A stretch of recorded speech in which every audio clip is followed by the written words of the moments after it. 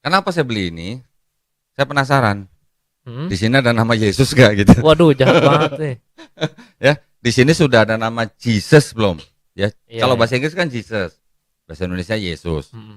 Di sini sudah ada belum nama Jesus? Bahkan kita nyari Jesus-nya ya, bukan Jesusnya, Yesusnya ya kita sekarang. cari Jesusnya aja. Sik.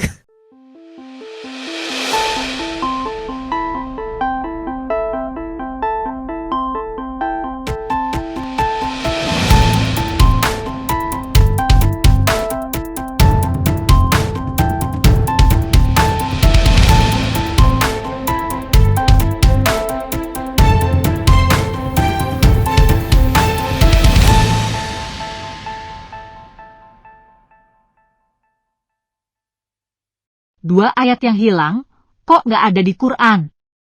Katanya hafal. Shalom saudaraku, bertemu kembali dengan saya reporter Injil di channel Gereja YouTube.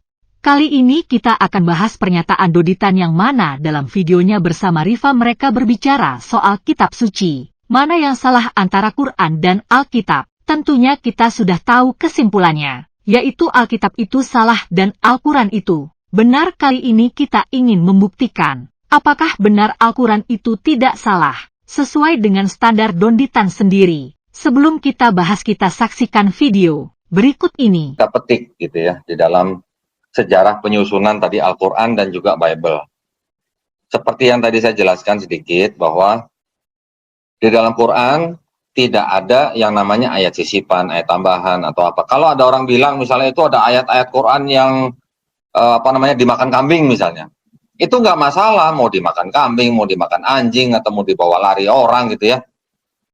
Nggak masalah, karena itu adalah ayat-ayat Quran yang tertulis di atas media, tetapi sebenarnya ayat-ayat itu sudah dihafalkan dan sudah masuk ke dalam Al-Quran gitu. Jadi walaupun mushaf Quran dihancurkan, penghafal-penghafal Quran akan bisa menyusun kembali dalam waktu singkat gitu. Tetapi kalau dalam tradisi Kristen, karena disusun berdasarkan tradisi tulisan dan tidak ada yang menghafal, maka pada saat tulisan itu hilang, bisa dikatakan tidak mungkin Bible itu bisa tersusun lagi gitu.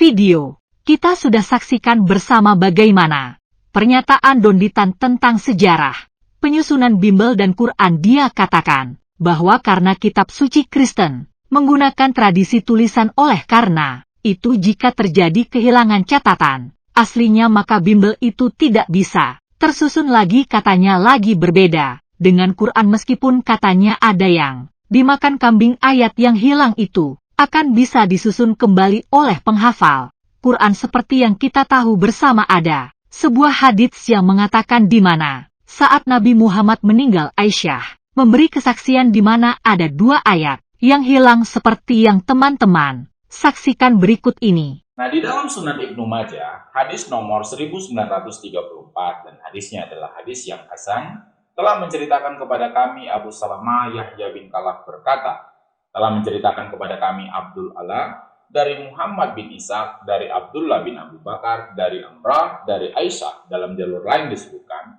telah menceritakan kepada kami Abdurrahman ibnu Qasim dari bapaknya, dari Aisyah. Ia berkata, telah turun ayat berkenaan hukum rajam dan ayat persusuan orang yang telah dewasa itu sebanyak 10 kali.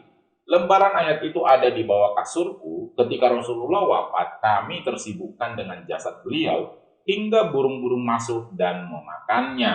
Nah, jadi dari hadis ini Bapak Ibu kita lihat sendiri bahwa ayat rajam dan ayat yang menyusui orang dewasa dimakan burung. Nah, itu kalau kita gunakan terjemahan bahasa Indonesia. Nah, berbeda dengan terjemahan bahasa Inggris bahwa yang memakan itu bukan burung tetapi domba atau kambing. Kita lihat di dalam literatur ini, kambing yang jinak itu datang memakan manuskrip itu. Nah, berbeda pula dengan apa yang disampaikan oleh Musnah Ahmad. Yang memakan itu bukan burung, bukan juga kambing atau domba, tetapi yang memakan itu adalah rayap. Kita lihat literaturnya. Di dalam Musnah Ahmad hadis nomor 25.112, dan itu isnadnya adalah isnad yang dhaif, telah menceritakan kepada kami Yakub berkata, telah menceritakan kepada kami ayahku dari Ibnu Ishaq berkata, telah menceritakan kepadaku Abdullah bin Abu Bakar bin Muhammad bin Amr bin Hazam dari Amrah bin Abdurrahman dari Aisyah istri Nabi berkata, sungguh ayat rajam telah turun dan menyusui anak dewasa itu 10 kali. Hal itu terdapat di kertas di bawah tempat tidur di rumahku. Ketika Rasulullah sakit dan kami disibukkan olehnya, rayap masuk ke rumah kami dan memakan kertas itu. Jadi entah itu burung, entah itu kambing atau domba, entah itu rayap, kalau ditanya mungkin lebih tepatnya jawabannya hanya Allah yang tahu siapa yang memakan manuskrip Al-Quran itu, Bapak Ibu. Nah, dari sini kita lihat bahwa manuskrip itu ternyata dimakan hewan dan tidak disalin ke dalam mushaf Quran. Dan hal itu diakui dalam komentar hadis Sunan Ibnu Majah, Bapak Ibu. Nah, kita lihat literaturnya. Ini adalah ayat-ayat yang bacaannya telah dibatalkan, sementara aturannya tetap berlaku. Oleh karena itu, para sahabat tidak menuliskan ayat-ayat itu ke dalam salinan Al-Quran.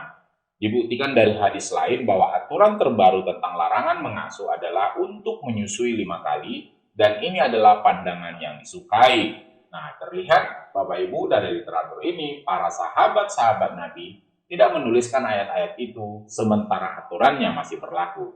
Nah, penyalinan ayat-ayat itu dan kompilasi sejarah Quran bagaimana itu terjadi di zaman Abu Bakar yang dikerjakan oleh Zaid dan inisiatif oleh Umar bin Khattab, Bapak Ibu bisa lihat di link yang muncul di atas. Nah, yang kedua, ada aturan baru tentang menyusui laki-laki dewasa yang berubah dari 10 kali hisapan menjadi 5 kali hisapan. Nah, kalau misalnya hanya 2 hisapan saja Bapak Ibu, maka itu tidak akan membuat orang itu mahram. Apa sih arti mahram, Pak Jul? Mahram artinya adalah orang yang tidak bisa dinikahi, Bapak Ibu. Jadi kalau misalnya ada seorang laki-laki yang disusui oleh perempuan, dan laki-laki itu hanya menghisap buah dada perempuan itu hanya 2 kali saja misalnya, maka perempuan itu belum sah menjadi ibu angkatnya. Jadi anak dari perempuan yang dadanya dihisap hanya 2 kali itu bisa dinikahi oleh laki-laki yang menghisap buah dada perempuan itu.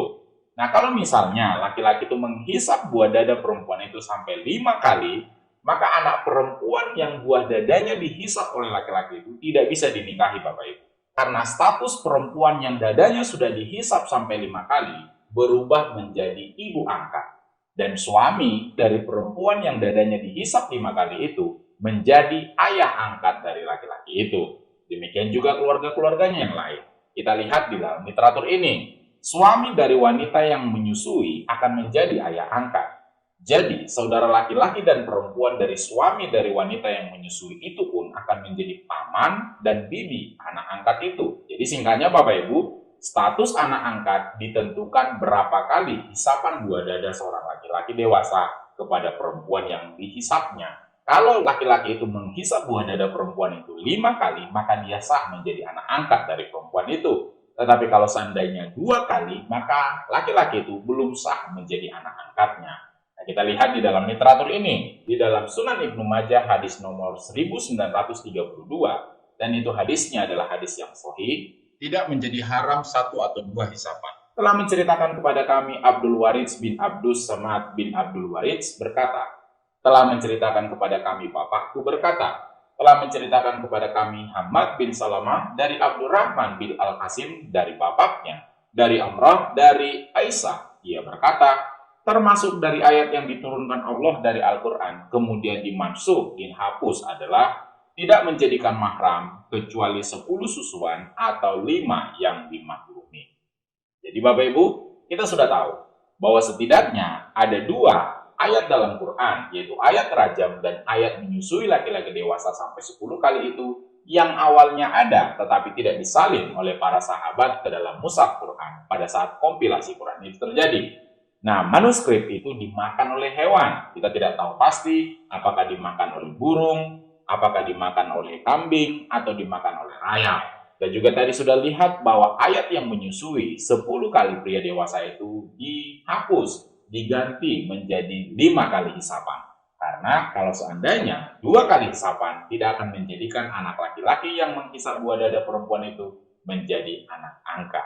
Nah, bagaimana tanggapan Anda tentang tidak adanya ayat rajam dan ayat yang menyusui laki-laki dewasa di dalam Al-Quran modern sekarang, Bapak Ibu? Apakah masih bisa dikatakan Al-Quran itu terjaga keutuhannya? Silahkan tuliskan komentar Anda tentang itu. Nah, dan bagaimana juga tanggapan Anda tentang ayat yang menyusui laki-laki dewasa yang awalnya 10 kali hisapan menjadi 5 kali hisapan. Karena 2 kali hisapan misalnya tidak akan menjadikan anak itu menjadi anak angkat perempuan yang dadanya dihisap itu. Kita sudah saksikan bersama pemaparan dari Brother Zulkifli dalam channel Tidak Biasa, di mana di sana menurut literatur Islam sendiri ditunjukkan ternyata ada 2 ayat yang hilang, yaitu ayat persusuan dan ayat rajam. Yang mana kedua ayat itu tidak ada dalam Quran saudara Muslim. Jika kita ingat kembali pernyataan Don Ditan, yang katanya meski ayat itu hilang, akan mudah dituliskan kembali karena sudah dihafal. Pertanyaan kita adalah, di mana kedua ayat itu sekarang? Oke teman-teman, demikian tanggapan kita terhadap pernyataan Don Ditan. Terima kasih, jangan lupa bagikan video ini biar nama Tuhan Yesus terus dimuliakan. Rindu memberkati channel Gereja YouTube bisa melalui rekening di sini dan bagikan video ini ke grup WhatsApp dan grup Facebook dan semua media sosial saudara, biar nama Tuhan terus dipermuliakan. Mari kita sama mewarnai media sosial ini dengan memuliakan nama Tuhan Yesus. Saya juga menyarankan saudara yang nonton saat ini jangan lupa klik tombol subscribe yang berwarna merah untuk meningkatkan channel Gereja YouTube terus dikumandangkan. Nama Tuhan Yesus Kristus sebagai Juru Selamat manusia, Tuhan Yesus memberkati kita semua.